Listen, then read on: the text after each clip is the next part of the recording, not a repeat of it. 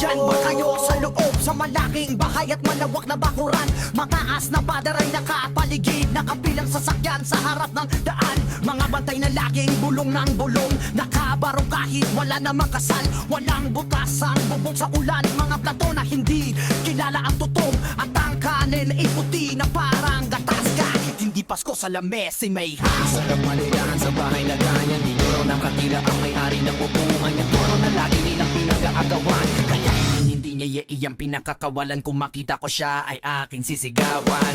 Kayo po na nakaupo, subukan nyo namang tumayo. At baka matanaw na nyo ang tunay na kalagayan mo.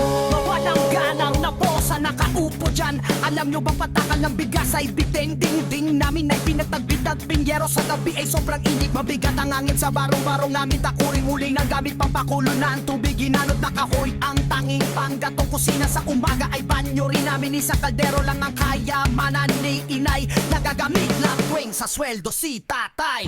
Ulam na tuyo ang asin 50 pesos sa pilit na pinagkakasya. Hindi ko alam kung bakit ang atama baka nagbubulag-bulagan ng kayo rito. Kahit gaano pa karami ang pera nyo, walang doktor na makapagpapalinaw ng inyong mata. Kayo po na nakaupo,